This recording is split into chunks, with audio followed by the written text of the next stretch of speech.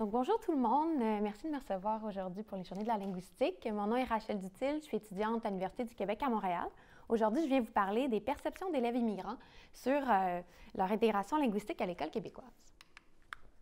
C'est une partie de mon projet à la maîtrise. Donc, le plan va être très classique. Je vais contextualiser un petit peu l'étude, parler brièvement du cadre théorique et de la méthodologie que j'ai retenue. Ensuite, je vais détailler davantage les résultats et puis je vais terminer, en fait, j'ai très hâte à la période d'échange. Je pense que c'est la partie la plus riche. Donc, voilà, en termes de contexte, depuis l'adoption de la loi 101, les jeunes immigrants qui arrivent au Québec sont scolarisés dans le réseau public de langue française. Toutefois, il y a une part de ces jeunes qui arrivent qui ont une connaissance, qui n'ont pas de connaissance du français ou qui ont une connaissance trop partielle pour pouvoir poursuivre leur scolarité, on va dire de façon normale au sein des classes régulières ou ordinaires. Donc, ces jeunes ont droit à des services d'accueil et de soutien à l'apprentissage du français. Dans les données provisoires pour 2023-2024, on parle de 57 678 jeunes qui ont droit à ces services présentement, donc c'est quand même majeur. Parmi les différents services, en fait, il y a différentes modalités. Dans la grande région de Montréal, qui est la région où se déroule cette étude, c'est le modèle de la classe d'accueil fermée qui prévaut.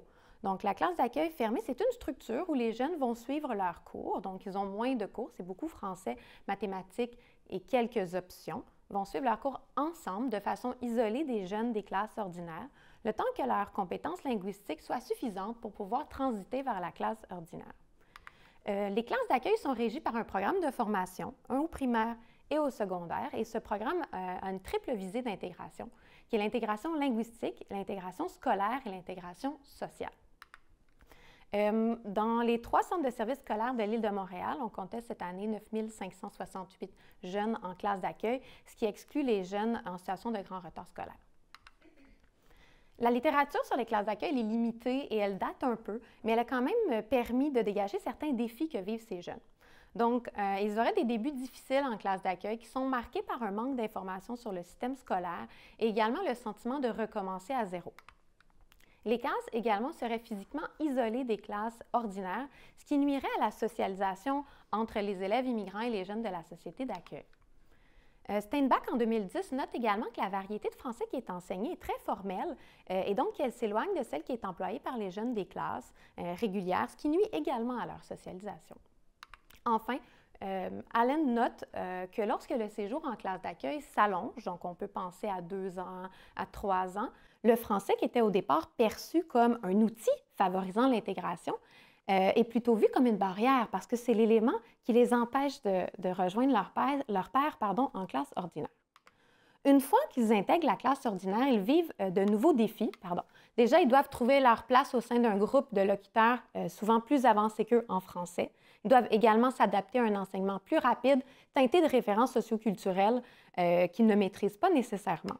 Ils doivent aussi répondre aux attentes souvent très élevées des enseignants des classes ordinaires qui connaissent souvent peu le programme des classes d'accueil.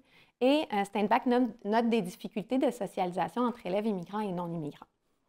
Donc, à la vue de ces données-là, en fait, j'avais d'une part envie de les actualiser et de mieux comprendre l'évolution de l'expérience d'intégration de jeunes immigrants qui sont donc nouvellement arrivés et qui cheminent de la classe d'accueil vers la classe ordinaire.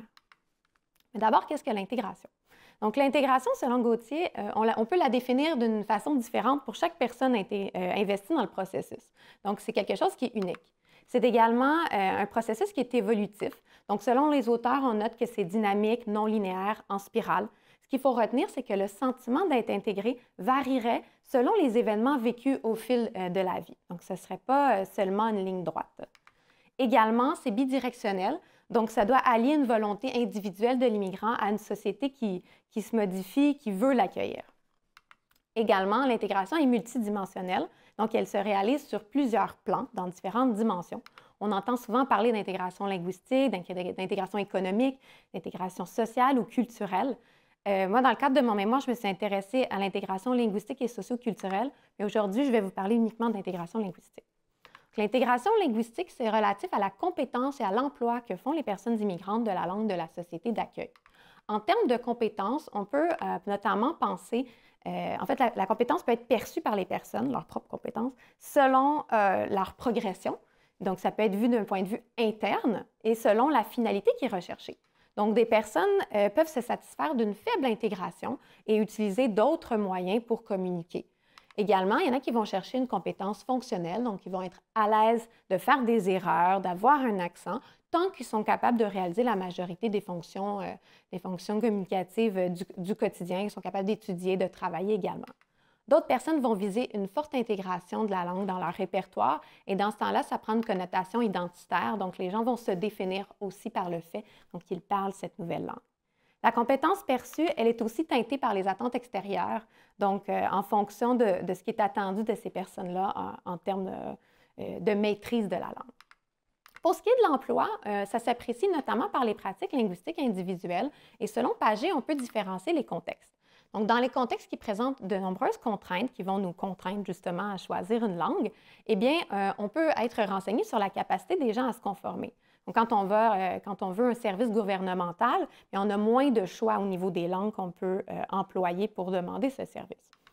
On peut aussi s'intéresser aux contextes qui sont libres, où les gens peuvent choisir la langue un peu de façon vraiment selon leurs préférences. Donc, ça nous renseigne sur leurs préférences linguistiques. On peut penser notamment par exemple, si on écoute un film, donc si on consomme des produits culturels, on peut choisir la langue dans laquelle on veut le faire.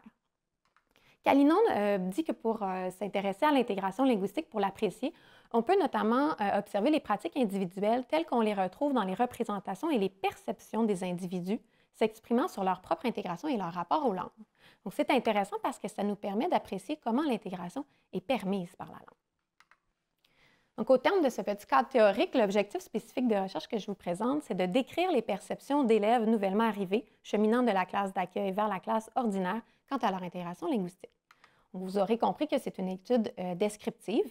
Elle est également longitudinale parce que pour connaître leur perception de la classe d'accueil à la classe ordinaire, il fallait 2 prises de données que j'ai nommées temps 1, T1 et temps 2, T2.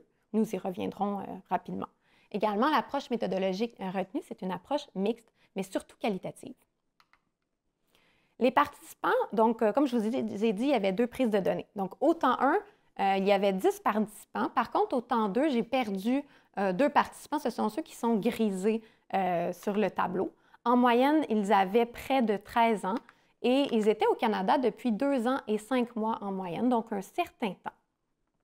Les pays d'origine sont variés, mais on remarque que le Mexique est quand même davantage représenté et conséquemment, une majorité de jeunes avaient l'espagnol comme langue maternelle.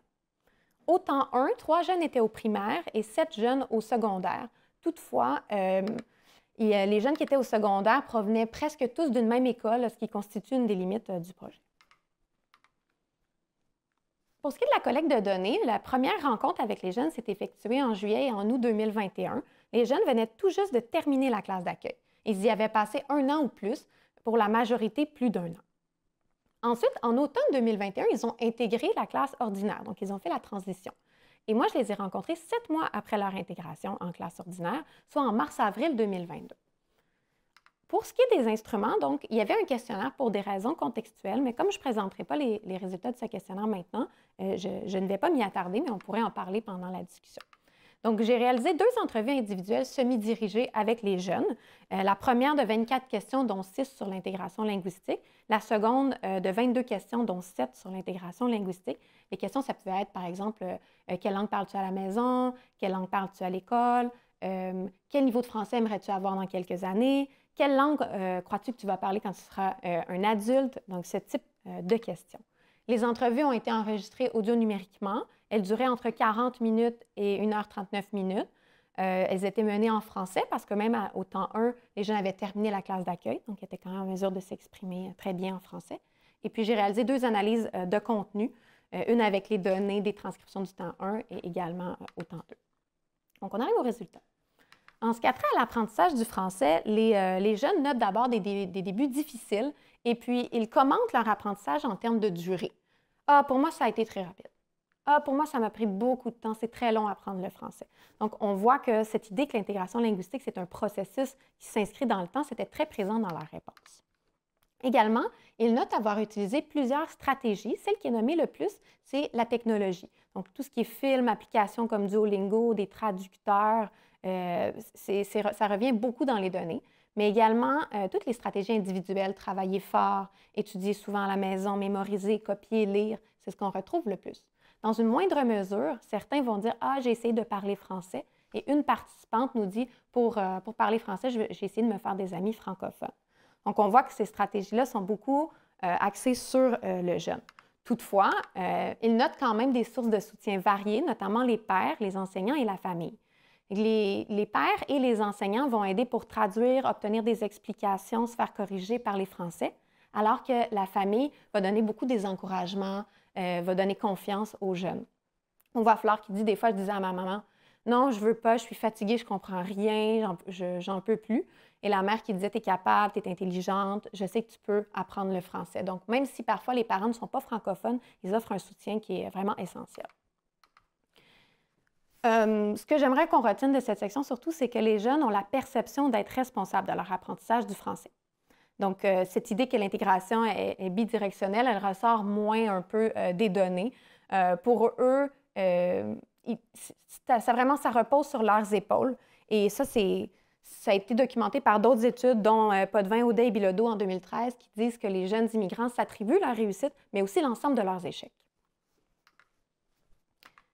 En termes de compétences, au temps 1, donc la majorité des jeunes font état de leur progression en français. Donc, ils vont avoir une vision un peu personnelle de leurs compétences en disant « Avant, je ne pouvais pas faire ci, maintenant, je peux faire ça. » Donc, ce qui est positif. Et les jeunes qui se perçoivent ainsi par rapport à eux-mêmes ont une vision de leurs compétences plus positive. Il y en a d'autres qui se comparent à l'idéal du natif. Donc, parfois, même pas aux jeunes qu'ils connaissent nécessairement de la classe ordinaire parce qu'ils sont encore en classe d'accueil, mais à comment ils les imaginent. Donc, souvent, ils vont se dire « Ah, moi, je les entends parler, ils parlent très bien.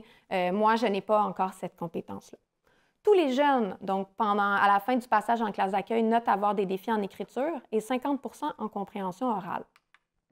Au temps 2, 75 % des jeunes disent avoir progressé dans une variété de compétences. Ça dépend vraiment d'un jeune à l'autre. Ils vont nous dire, par exemple, maintenant, je peux lire un petit roman. Donc, ils vont s'appuyer sur des choses qu'ils sont maintenant capables de faire. Certains jeunes disent toutefois avoir stagné ou régressé dans certaines compétences. Ça, c'est intéressant. Ça nous montre que l'intégration, ce n'est pas linéaire. Il y a des hauts et il y a des bas. Parfois, ils vont dire « Ah, je n'ai pas réussi mon cours de français. » Donc, ils vont s'appuyer sur les notes pour un peu justifier leur niveau de compétence. On voit ici dans l'extrait suivant que Raphaëlla nous dit « Avant, j'écrivais bien, je lisais bien, mais maintenant, non, maintenant que je suis en classe ordinaire. » C'est comme dans l'accueil, on était un petit groupe. Alors, l'enseignant pouvait m'expliquer très bien les choses, mais au régulier, on est un grand groupe. Alors, des fois, je n'ai pas compris et l'enseignante peut répondre aux autres personnes, mais elle manque de temps pour m'aider. Donc, il y a aussi cette idée qu'en classe d'accueil, le ratio est plus petit. Donc là, ils doivent vraiment s'adapter, puis ça peut avoir un impact sur la compétence perçue. Au temps 2, toujours, 37,5 % des jeunes pensent être dans la moyenne en français, mais la majorité se disent plus faibles, mais positivement, plusieurs sont à l'aise avec cet état-là en disant « je suis encore en apprentissage du français ». Et ça, c'est vrai que ça prend du temps et que l'apprentissage n'est pas terminé au moment de l'intégration en classe ordinaire. Également, 75 % des jeunes mentionnent toujours avoir de la difficulté en écriture et de façon nouvelle, si on veut, par rapport au temps 1, 50 % disent qu'ils ont de la difficulté en compréhension de lecture. On peut penser qu'en classe ordinaire, les textes sont peut-être plus longs, plus riches au niveau du vocabulaire, et puis également que les thèmes qui sont à l'étude sont peut-être moins connus des jeunes, parce qu'en classe d'accueil, on travaille beaucoup sur des thèmes du quotidien, alors qu'en classe ordinaire, on peut étudier toutes sortes de sujets. Par exemple, en histoire, ils n'ont peut-être pas les référents pour lire ces textes encore. Aussi, 75 % des jeunes disent vouloir encore s'améliorer en français, mais ils ont des finalités différentes. Tantôt, je vous ai parlé des différentes finalités. La majorité des jeunes visent une finalité fonctionnelle. Donc, ils disent « Ah, moi, c'est normal, oui, je vais faire des erreurs, j'ai mon accent, mais ça ne me dérange pas. Ma compétence est bonne, puis je suis capable d'aller à l'école, je suis capable de réussir. » Il y a quand même un certain pourcentage de jeunes qui visent une compétence plus native, qui voudraient encore s'améliorer en français juste à temps qu'il soit plus reconnaissable par rapport aux jeunes Québécois d'origine. En ce qui a trait aux pratiques linguistiques, la classe, c'était le contexte qui présentait le plus de contraintes. Donc, on voit qu'au temps 1, il y a seulement 20 % des jeunes qui emploient le français, même si 50 % des jeunes disent qu'ils n'avaient pas vraiment le droit d'employer leur langue d'origine en classe, ce qui est étonnant. D'ailleurs, il y a juste un jeune qui a dit qu'il était explicitement autorisé. Au temps 2, on voit qu'il y a encore plus de jeunes qui emploient uniquement le français en classe, qui nous montre qu'ils sont en mesure de se conformer à cette norme monolingue qu'on leur impose. Toutefois, on note quand même une certaine quantité de pratiques plurilingues, et ça aussi, c'est attesté par la littérature, qui nous dit que ces jeunes, malgré ce qu'on leur impose, vont continuer à l'utiliser pour traduire, pour demander des explications, pour socialiser. Je continue. L'école. À l'école, quand on compare avec les pratiques plurilingues en classe, on remarque que, pas avec les pratiques linguistiques en classe, on remarque que la langue d'origine est plus présente. Donc, les jeunes nous disent, on est à l'aise d'utiliser notre langue d'origine à l'école, c'est permis par rapport à la classe où seul l'est moins. Donc, ils vont avoir davantage de pratiques plurilingues encore et uniquement, pas uniquement, mais également des pratiques en français. Pour ce qui est de la famille, il n'y a pas vraiment de différence entre le temps 1 et le temps 2. Dans tous les cas, on a la moitié des jeunes qui utilisent uniquement la langue d'origine. Il pourrait peut-être y avoir d'autres contraintes dans ces contextes-là, en lien avec l'utilisation de la langue d'origine, et l'autre moitié qui utilise le français et la langue d'origine ou d'autres langues. On voit que quand on s'intéresse un petit peu au discours des jeunes, on voit que ça dépend des membres de la famille. Donc, il y a des membres de la famille qui peuvent maîtriser le français, par exemple, d'autres non. Également, ça aussi, c'est à mettre en relation avec les études, notamment de Lamar en 2015, qui dit que, en fait, les familles et les enfants ne font pas le choix d'un groupe linguistique par rapport à un autre. Donc, ils vont être à l'aise d'utiliser différentes langues au sein du domicile familial. Les amis. Donc, les pratiques linguistiques avec les amis sont plus libres. On peut davantage faire des choix selon nos préférences. Et ce qu'on voit d'abord, c'est que les jeunes ont beaucoup de pratiques plurilingues. Quand on est au temps 1, ils utilisent parfois uniquement la langue d'origine, mais au temps 2, le français prend de l'ampleur et les pratiques plurilingues également. Donc, on peut penser que les jeunes s'ajustent aux compétences linguistiques de leur interlocuteur et qu'ils leur laissent le soin de décider dans quelle langue ils veulent que les échanges se réalisent. Donc, encore une fois, Lamar et collaborateurs en 2015 disaient que les jeunes plurilingues sont toujours prêts à aider leur interlocuteur, donc ils n'ont pas de problème à passer d'une langue à l'autre. Dans le futur, donc je les ai questionnés pour savoir est-ce que dans le futur, ils se voient parler en français, ils se voient vivre en anglais, ils se voient vivre dans quelle langue? Et on voit que la part de jeunes qui s'imaginent vivre en français augmente entre le temps 1 et le temps 2. On remarque que l'anglais est présent, ce qui était moins le cas dans les autres réponses. Et peut-être d'un point de vue un peu plus triste, on voit qu'il y a seulement 10% des jeunes qui s'imaginent avoir des pratiques plurilingues dans le futur, alors que c'est leur quotidien. Et si c'était au temps 1, au temps 2, une petite erreur dans le futur pour le temps 2. J'ai écrit temps 1, mais pour le temps 2, c'est même pas présent. Rapidement, parce que le temps passe très vite. Hein? Oui, 3, parfait.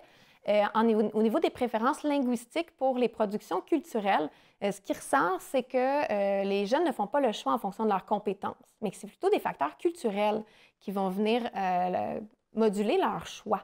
Donc, ils vont préférer la langue d'origine. L'anglais aussi est très présent. Et puis, quand on regarde les verbatims, on voit, je vais en lire juste un, mais la deuxième nous dit « J'aime pas les séries en français parce que si je vois des vidéos en espagnol, je ne dors pas. Mais si je les vois en français, je dors. » Ça, c'est même pas passé 1 minute, je vais déjà dormir. C'est ça tout le temps. Et je les comprends, mais j'aime pas ça. Donc, il y a tout cet aspect culturel aussi qui est à explorer.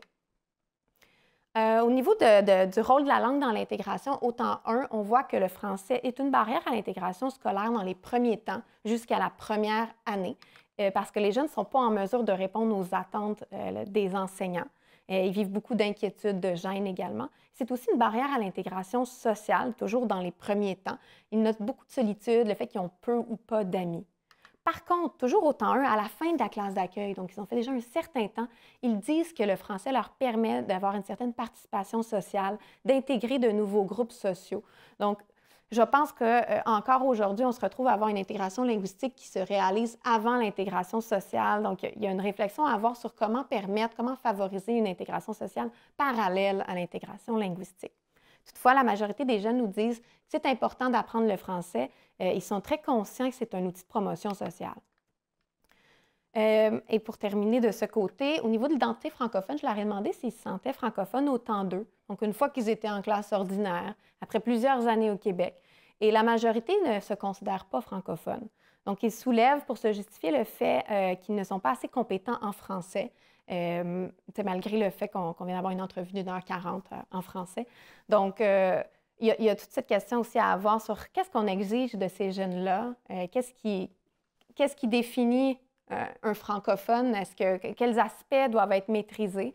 C'était un peu décevant. Par contre, plus positivement, la majorité des jeunes disent qu'ils croient que c'est possible de jumeler plusieurs identités linguistiques. Et parmi ceux qui ne se disent pas francophones, la majorité pense le devenir un jour. Donc, en terminant, pour conclure, ce qui est peut-être à retenir, c'est que l'intégration linguistique se réalise en classe d'accueil et en classe ordinaire. Elle débute en classe d'accueil, elle se poursuit en classe ordinaire, donc il ne faut pas penser que c'est terminé au moment de la transition. Et elle semble se réaliser avant l'intégration sociale, donc il y a toute une... moi, je crois qu'il y a moyen dans les écoles d'essayer de favoriser une intégration linguistique et socioculturelle de façon concomitante parce que l'intégration linguistique n'est pas un prérequis pour l'intégration sociale. Donc voilà, je vous remercie pour votre écoute et puis je suis toute à vous pour les questions.